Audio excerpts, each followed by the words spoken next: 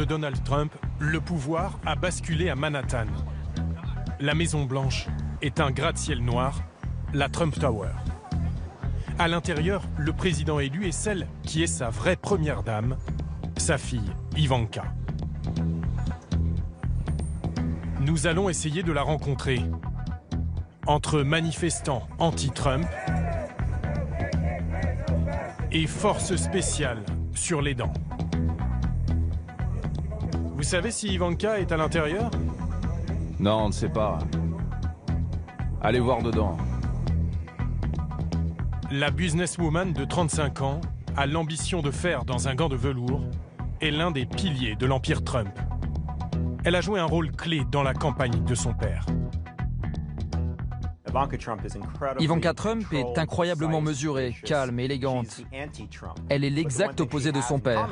Mais ce qu'elle a en commun avec lui, c'est cette ambition et cette obsession du pouvoir. Et si c'était Ivanka qui avait fait gagner Donald Trump? Il se battra pour l'égalité des salaires et des opportunités. Et je me battrai pour ça avec lui à ses côtés. Le pendant lisse et respectable du candidat de l'outrance. Il était perçu comme très agressif à l'égard des femmes, donc elle lui a servi de pont pour atteindre l'électorat féminin. Toute sa vie, mon père a confié des responsabilités aux femmes, moi comprise. Depuis le hall, nous tentons de gagner les bureaux d'Ivanka Trump au 26e étage. On peut monter? Non, non, allez là-bas.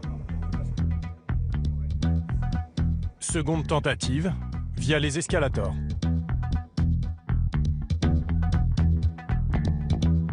C'est une zone privée ici? Bon, eh bien, il ne nous reste plus qu'à rejoindre la file d'attente de ses fans au rez-de-chaussée.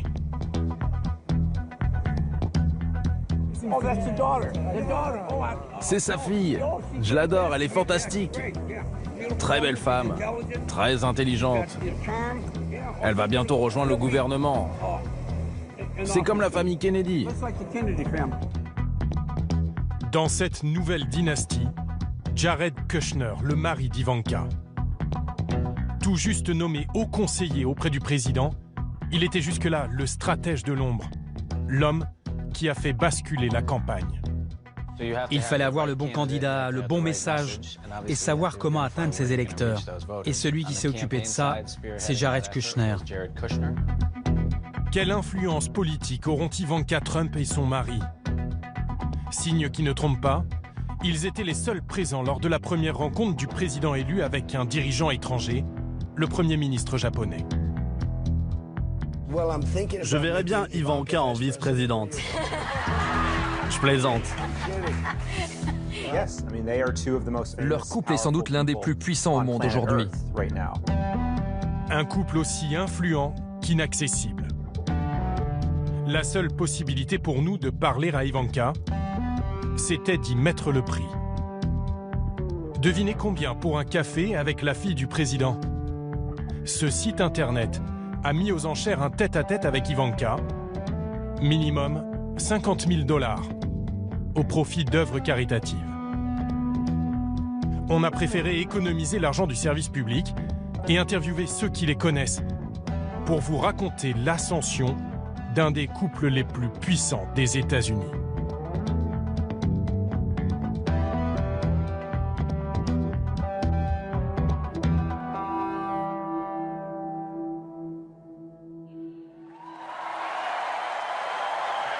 C'est lors du discours d'introduction de son père à la Convention républicaine en juillet dernier qu'Ivanka Trump a pris une nouvelle dimension. Pour la première fois, elle s'empare de sujets politiques. Good evening. Premier atout, elle rassemble de l'électorat populaire républicain jusqu'à l'élite new-yorkaise dont elle fait partie. Comme beaucoup de gens de ma génération, je ne me considère ni démocrate ni républicaine. Je ne vote pas pour un parti, mais pour ce qui me semble juste, pour ma famille et mon pays. Gabriel Sherman est journaliste. Il connaît bien Ivanka et son mari pour les avoir interviewés à plusieurs reprises avant la campagne. Son intérêt pour Donald Trump, c'est qu'elle parle aux femmes de banlieue, républicaines, de classe moyenne, parce qu'elle est très policée et élégante. Elles se disent « Ok, peut-être que Donald Trump dépasse les bornes, mais Ivanka est vraiment bien. Je veux être comme elle. »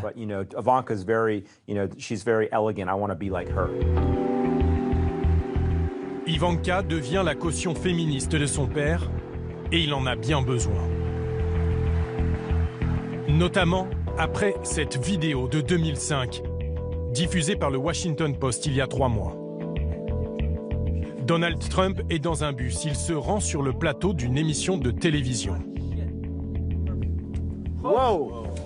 Oubliant qu'il a un micro sur lui, il échange des propos extrêmement vulgaires avec un animateur. Je suis automatiquement attiré par les jolies femmes. Comme un aimant. Je me mets à les embrasser. Je n'attends même pas. Et quand tu es une star, tu peux tout te permettre. Tout. Même les attraper par la chatte. Il y eut aussi cette prise de bec avec une journaliste star en plein débat des primaires. Vous traitez les femmes que vous n'aimez pas de grosses truies, de chiennes, de feignasses et d'animaux dégoûtants.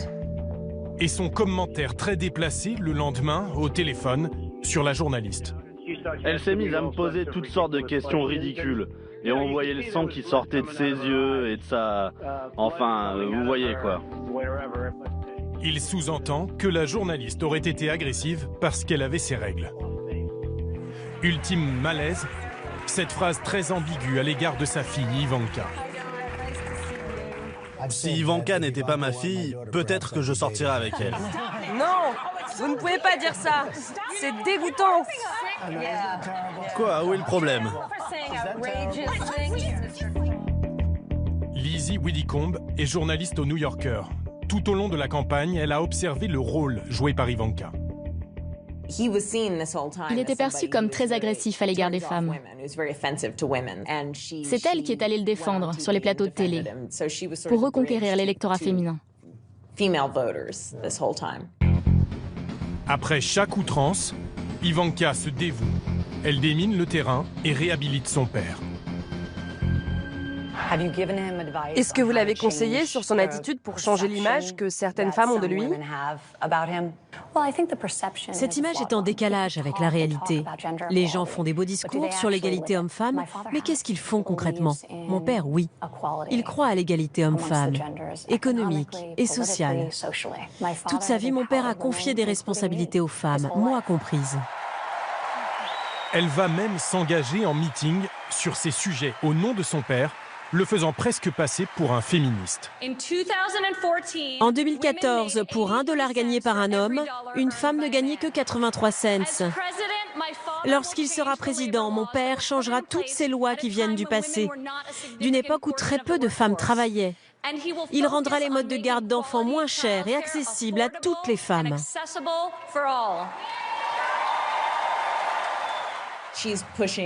Elle essaie de faire bouger les choses sur les droits des femmes. Et elle voit la présidence comme l'opportunité idéale pour ça.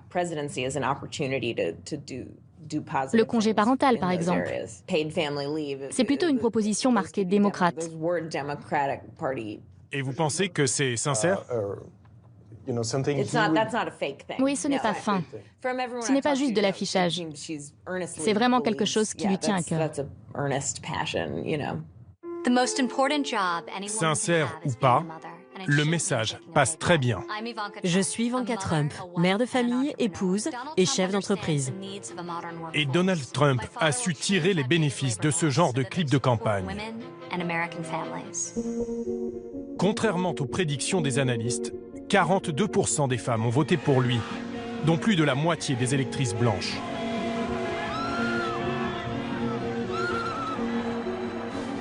Même les anti-Trump s'en remettent à Ivanka, comme à un dernier rempart au débordement de son père. Beaucoup voient en Ivanka une sorte de modératrice, une planche de salut en quelque sorte. Surtout à New York, dans les milieux urbains et éduqués, parce qu'elle vient de là, donc ils placent tous leurs espoirs en elle.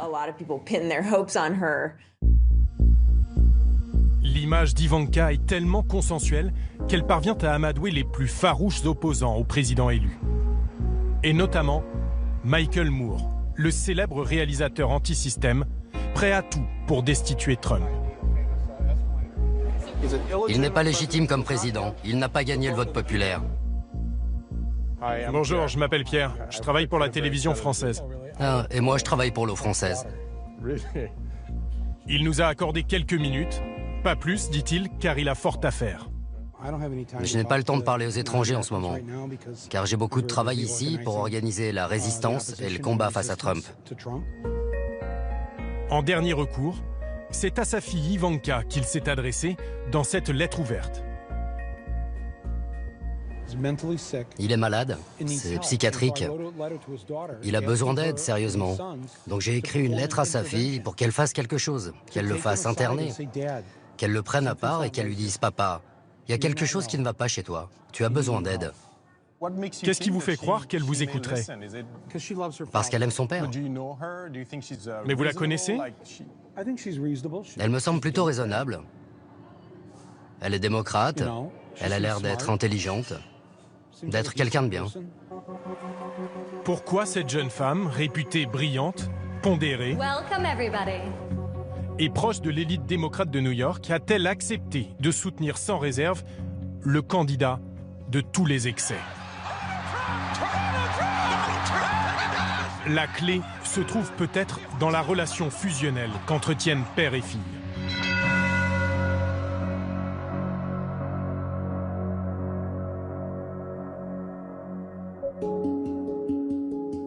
C'est l'histoire d'une petite fille de milliardaire élevée au sommet des gratte-ciel de Manhattan. Elle s'est confiée pour la première fois dans ce documentaire sur les enfants des grandes fortunes américaines. À l'époque, elle a 22 ans. Ça, c'est une chambre dans laquelle personne n'a dû rentrer depuis au moins 10 ans. Ici, un hommage au groupe de rock Poison et Motley Crue. Un poster de la série Beverly Hills. Ça, c'était mon lit. Trop petit pour moi aujourd'hui. C'est pour ça que je ne vis plus ici. On est au 68e étage. Pas mal comme vue pour se réveiller le matin. Quand j'étais petite, je ne voulais pas de poupée Barbie. Je voulais des Lego, parce que je voulais construire moi aussi. J'adore regarder l'horizon de New York et me dire à quoi ressembleront mes propres gratte-ciel. Dirk Wittenborn est le producteur de ce documentaire. Pendant le tournage, il avait le sentiment d'avoir face à lui une jeune femme qui construisait son image d'héritière. L'anecdote des Lego était là pour plaire à son père. Peut-être qu'elle jouait vraiment aux Lego, mais surtout c'était la bonne chose à dire. Il n'y avait pas la moindre révolte adolescente chez elle. Elle a peur de son père, de son jugement. Elle n'aurait jamais pris le risque de lui déplaire. Ce qu'il pensait était très important pour elle. Ivanka a dû très tôt choisir son camp. À 8 ans, ses parents divorcent, en une de la presse à scandale. L'élément déterminant de son enfance a été le divorce de ses parents, Ivana et Donald Trump. Ça a fait la une de tous les tabloïds. C'était assez sordide. Leur divorce a été le plus gros scandale de ces années-là. Ce jour-là, je rentrais de l'école et il y avait une masse de paparazzi. Ça rend les choses encore plus difficiles. Vous êtes complètement secoué. Vous pensez à votre famille, vos frères, et vous savez que dès que vous mettrez un pied dehors, il y aura des gens qui vous sauteront dessus pour vous poser des questions terribles. Elle a choisi le camp de son père. Elle a choisi de rester à New York, alors qu'Ivana repartait en Europe. C'est la fille de son père. Mais cette épreuve lui a appris à se blinder et toujours faire semblant, ne jamais montrer ses émotions. Quoi que j'entende, quoi que je lise à propos de mes parents, je suis incroyablement fière d'être une Trump. Le contrôle et la loyauté aveugle au père. Une ligne de conduite qu'elle ne quittera plus. Ivanka exploite très jeune ce qu'elle maîtrise le mieux, son image. Quand elle a eu 16 ans, elle est devenue mannequin. Donc elle est exposée, sous le regard du public, depuis son adolescence. Mais rapidement, cela ne lui suffit plus. Vous voudriez faire quoi après le lycée? J'adore le mannequinat, mais j'aimerais me lancer dans les affaires. J'espère que vous trouverez quelqu'un dans le métier pour vous mettre le pied à l'étrier. Diplômée de la très prestigieuse université de Wharton, la jeune femme se lance ensuite dans les produits dérivés. Bijoux, chaussures, parfums. Peu importe au fond, ce qu'elle vend, c'est elle-même. Ma marque représente une alliance de force, de féminité, de grâce et de sensualité. Et ce parfum l'incarne bien. En 2007, Ivanka revient au sein de l'entreprise familiale, la Trump Organization. Elle s'occupe des hôtels du groupe à travers le monde. Elle est l'héritière naturelle, la favorite parmi les 5 enfants. Ses frères et sœurs le reconnaissent volontiers.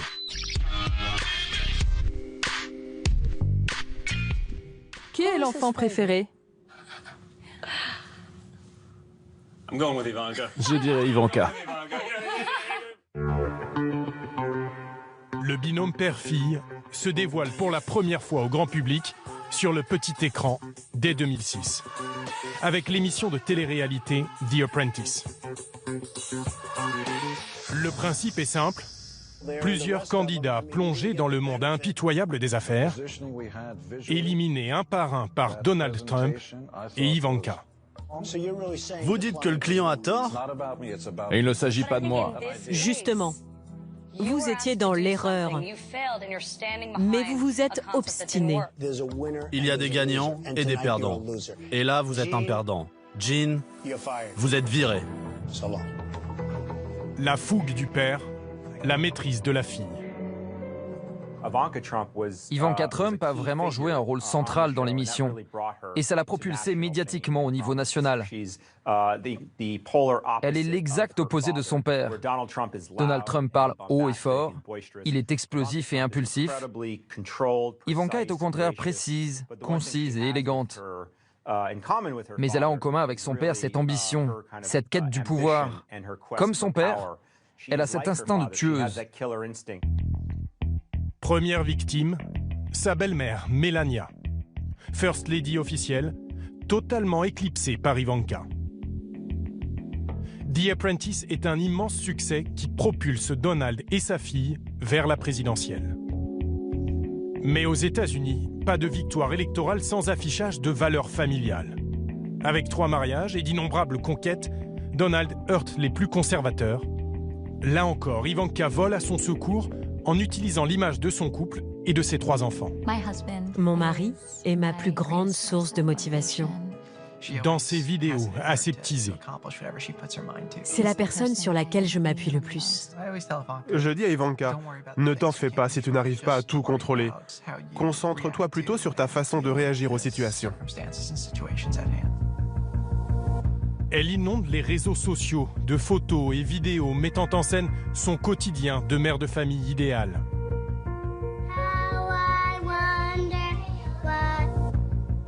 Son mari, Jared Kushner, est beaucoup plus avare de son image. Mais c'est un faiseur de rois. L'homme qui a fait élire Trump, selon le magazine Forbes.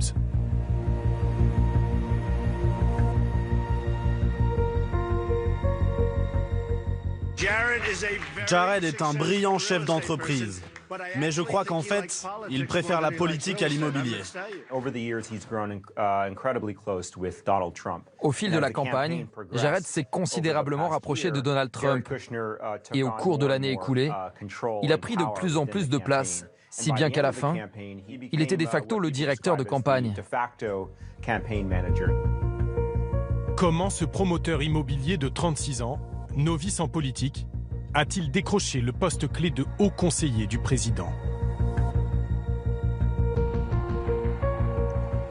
C'est à New York, derrière les vitres fumées du groupe immobilier Kushner Company, l'entreprise de Jared, que nous allons chercher la réponse.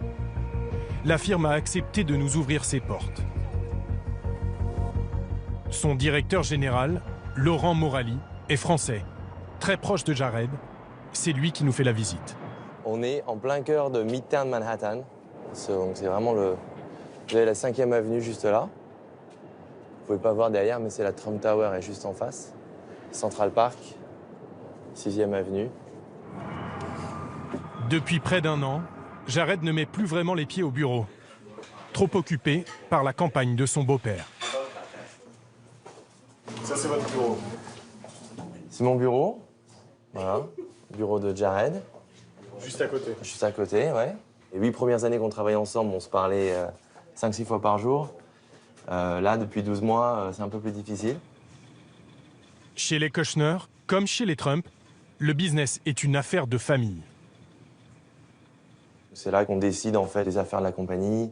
Jared Kushner s'assied où généralement? Au centre, à côté de son père, entre son père et sa mère. Ici, les grands-parents paternels de Jared, qui sont donc dans cette même salle. Qui préside. Quelque part, qui préside, exactement, président d'honneur, parce que c'est de là que tout est parti. Laurent travaille avec Jared depuis 8 ans. Il loue son pragmatisme en affaires comme en politique. Il n'y a jamais de sentiment de panique avec Jared. Il y a des challenges, il y a des problèmes à résoudre, mais chaque problème a une solution. Donc, il n'y a aucune raison de paniquer. Et ça lui donne une force de caractère incroyable. Ne faisant pas partie, justement, du système politique et des équipes de campagne, qui sont des vétérans de l'industrie politique, ça lui permettait d'amener une certaine fraîcheur. Et de la même façon qu'il analyse les mérites d'un deal, là, il a fait ses recherches sur, voilà, mon objectif, c'est de faire gagner Donald Trump à l'élection. Qu'est-ce qu'on doit faire? Qui doit-on convaincre? Et comment on le fait? La politique, un business comme un autre pour Jared Kushner, qui peut se résumer en une phrase. Comment vendre un candidat au plus grand nombre et à moindre coût? C'est à Washington que le gendre de Trump est allé chercher les outils qui lui manquaient. Dans cette start-up. C'est ici que les élections sont gagnées ou perdues. On vous dit ce que vos électeurs cibles regardent à la télé, on fusionne ça avec les autres données d'audience et on aide les équipes de campagne à remporter des élections. Comme pour l'élection de Trump? Oui, les derniers exemples, ce sont la primaire républicaine et l'élection de Trump. Selon leurs algorithmes, par exemple, un fan de films de zombies est plutôt républicain et anti-immigration. Vous avez le schéma des programmes de télévision. Ça, c'est Détroit. Chaque point représente un programme de télévision avec un créneau de pub à vendre. Plus c'est à droite, plus le programme a des chances d'être regardé par des électeurs de Trump. Plus c'est haut, moins c'est cher. Donc ce qu'on veut, ce sont des programmes télé dans le carré en haut à droite. Ce sont les plus efficaces pour toucher votre public et les moins chers. Grâce à cet outil, ils ont su repérer et cibler les électeurs indécis des swing states, ces États qui ont fait basculer le scrutin. Par exemple, dans le Michigan, vous voyez qu'il y avait des programmes comme le film Harry Potter qui étaient particulièrement efficaces, qu'il fallait qu'on achète. Donc ça vous dit que dans le Michigan, quelqu'un qui regarde Harry Potter est un démocrate déçu susceptible de voter Trump? Exactement. Et ça marche? Oui. Dans l'Amérique d'Hillary Clinton, le système se ligue contre les Américains. Elle va faire venir 60 000 réfugiés syriens.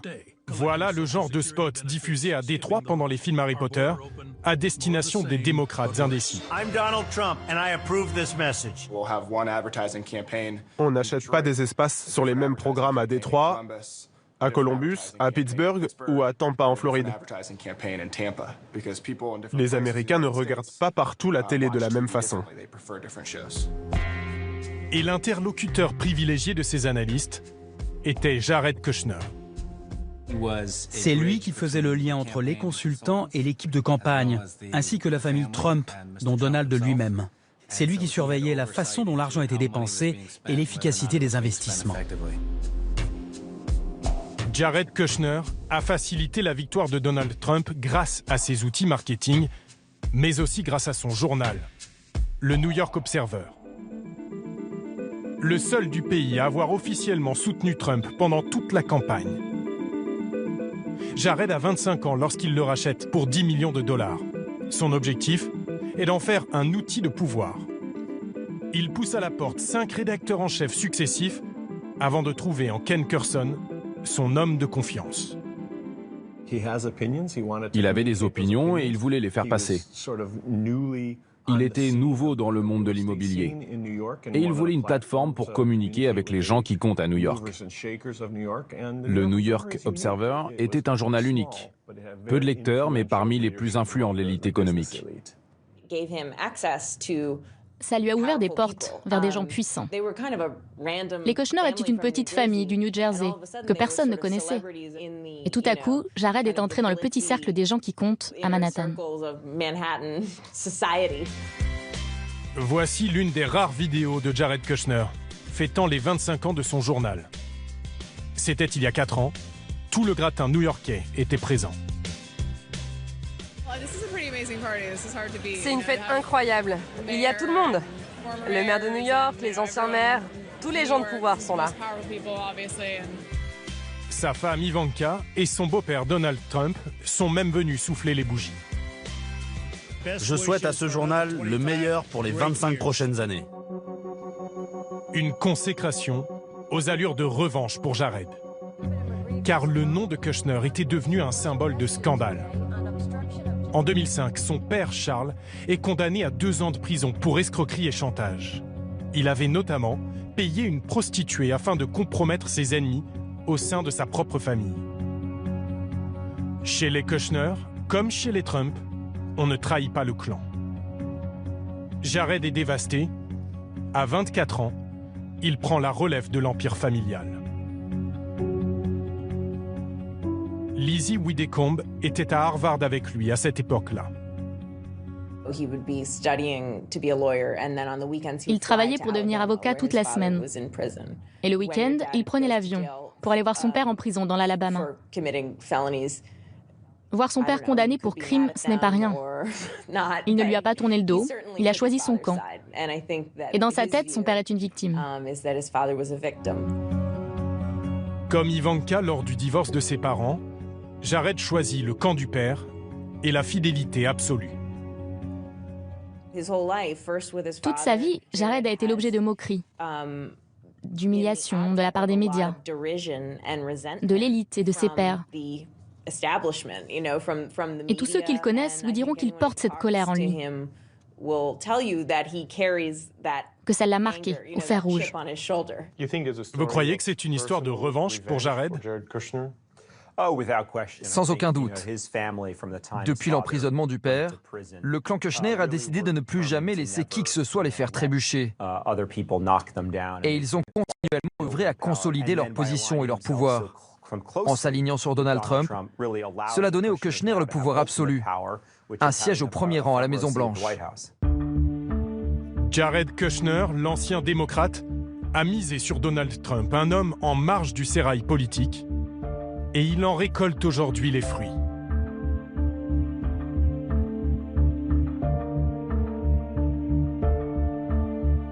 Depuis la victoire de Trump, Jared et Ivanka sont associés à tous les choix du futur président. Si vous souhaitez avoir un entretien avec Donald Trump, l'une des personnes que vous devez contacter est Jared Kushner. Être le gardien de la porte du président des États-Unis est certainement l'une des positions les plus puissantes en Amérique. Lors de la rencontre Trump-Obama au lendemain de l'élection, on a vu Jared tout sourire faire le tour du propriétaire au fond du bureau ovale. Puis déambuler dans les jardins de la Maison-Blanche en grande discussion avec le chef de cabinet de Barack Obama. Jared et Ivanka font tous les deux partie de l'équipe de transition. Jared est très impliqué dans le choix des personnes qui feront partie de l'administration, qui devraient être retenues et à quel poste. Et ça lui donne l'influence de décider de la composition du futur gouvernement, avant même que Trump ne soit officiellement président. Dans les locaux de la Kushner Company, lors de notre tournage, Surprise, Jared fait un passage éclair. Nous insistons pour lui parler. Il nous accorde quelques minutes d'entretien sans caméra. C'est lui, à gauche de l'image. On dit que Donald Trump vous écoute, c'est vrai? Je lui dis la vérité. Je lui dis ce qu'il a envie d'entendre, mais aussi ce qu'il n'a pas envie d'entendre. Il sait que je ne manigance rien, que je suis très bon pour analyser les choses et ensuite lui donner une opinion non biaisée. Donc je ne lui dirai jamais « vous devez faire ceci ou cela ». Je lui dis « voici les opinions des gens qui comptent à mon avis ». Vous savez, c'est un génie. De quel dossier hériteront Jared et Ivanka au sein de la toute nouvelle administration? Le président élu a quelques idées en tête. Ivanka est tellement forte sur les questions des femmes, des modes de garde pour les mères qui travaillent. Personne n'est meilleur qu'elle sur ces sujets. Quant à Jared, j'adorerais l'avoir à mes côtés pour dialoguer avec les autres nations et notamment voir si on peut faire la paix au Proche-Orient. Faire la paix au Proche-Orient, rien de moins. Ça devrait être l'une des missions de Jared Kushner. Juif orthodoxe, très pratiquant, il avait d'abord rompu avec Ivanka avant qu'elle accepte de se convertir. Mais la conversion la plus spectaculaire, c'est le revirement de Donald Trump. Jusque-là taxé d'antisémitisme pour avoir véhiculé des clichés sur les Juifs, comme ici, devant la coalition juive républicaine. Vous voulez renégocier des deals? Certains d'entre nous savent négocier. Je dirais 99,9% d'entre nous. Est-ce qu'il y a une seule personne ici qui ne renégocie pas? Il n'y a que des négociateurs dans la salle. Jamais j'en ai eu autant devant moi. Il fait aussi une plaisanterie sur le Shabbat, le samedi, jour de repos pendant lequel les Juifs les plus pratiquants n'utilisent pas d'appareil électronique.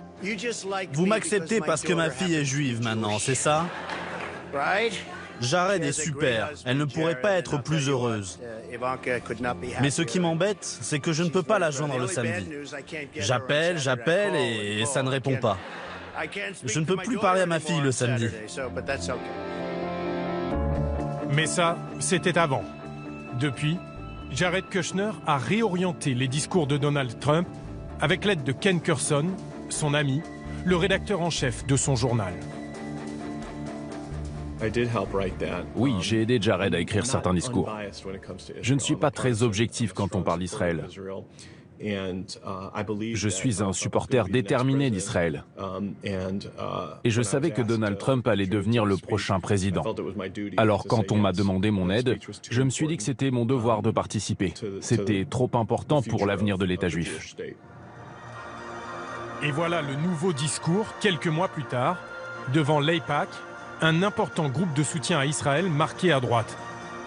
Fini les dérapages, Donald Trump, relu et corrigé par Jared Kushner, va même surprendre par une ligne très pro-israélienne.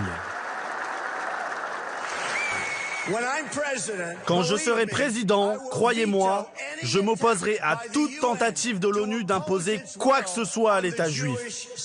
Veto à 100%.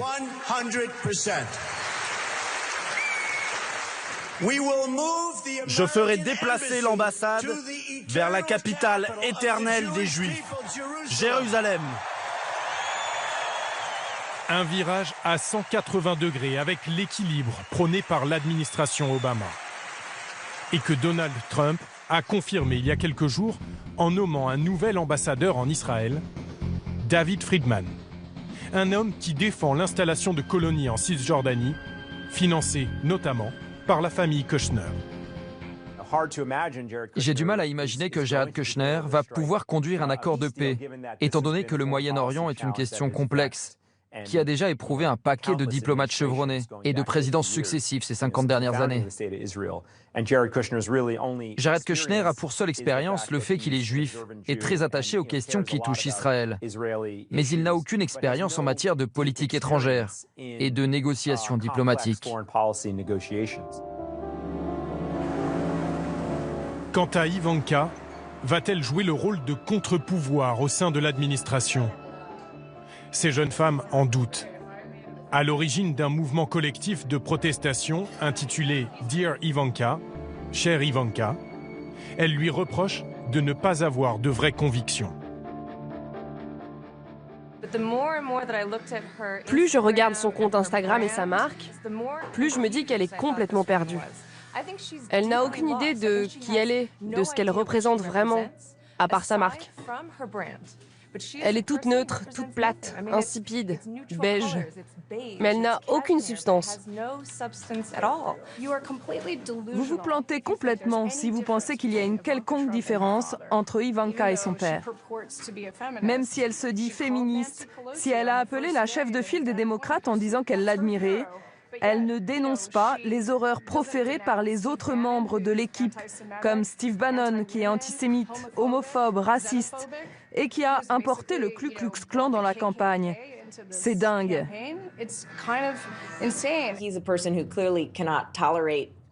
Non seulement Donald Trump ne supporte pas d'être contredit en public, mais de toute façon, il ne tolère aucune critique. Donc quand vous êtes sa fille, vous n'avez pas le choix. Mais Ivanka, l'atout Trump, pourrait aussi être une épine dans le pied de son père en le suivant à Washington. Aux États-Unis, le président dispose d'une immunité en matière de conflit d'intérêts, pas les membres de sa famille. Kenneth Gross est juriste, expert sur ces questions, et devinez qui gère cet hôtel de luxe à 2 pas de la Maison-Blanche. Vous voulez réserver une chambre d'hôtel ici? C'est combien la nuit? $900, c'est donné. Cet hôtel, c'est le projet d'Ivanka. C'est elle qui s'en est le plus occupée. Elle y a consacré beaucoup de temps et s'est impliquée dans le management de l'hôtel. Elle devrait occuper un bureau dans l'aile est de la Maison-Blanche, normalement réservé à la première dame. Si Ivanka devient une employée du gouvernement, elle devra répondre aux exigences éthiques, comme tout employé. Dans la Constitution, le président est exempté de conflit d'intérêts, mais pas sa fille. Et visiblement, l'héritière Trump a du mal à dissocier business et politique. Lors de la première interview du clan Trump après l'élection, elle prétendait que les affaires n'avaient plus d'importance pour elle. Est-ce que vous pensez que la campagne a fragilisé la marque Trump? Ça n'a pas d'importance. Aujourd'hui, il y a tellement d'autres enjeux, beaucoup plus importants. Et on se concentre là-dessus. Mais les vieilles habitudes sont tenaces. Dans cette même interview suivie par 20 millions d'Américains, Ivanka porte un bracelet au poignet. Dès le lendemain, les journalistes de mode reçoivent un email de son entreprise Ivanka Trump, le proposant à la vente pour la modique somme de $10 800. Ivanka et Jared sont sans doute 2 des personnes les plus puissantes au monde aujourd'hui. Pour moi, ça en dit long sur qui ils sont, ce qu'ils veulent, et sur le fait qu'ils sont prêts à tout pour y arriver. Il y a quelques jours, la nouvelle adresse du couple a fuité. Ils déménagent à Washington dans une villa à 5 millions d'euros, à 3 km du bureau ovale, et ironie du sort, à quelques mètres à peine du futur domicile des Obama. Ivanka, la fille, et Jared, le gendre du président, sont désormais au cœur du pouvoir. Sans avoir la moindre expérience. Un mélange des genres, d'une ampleur inédite aux États-Unis, entre business, famille et politique.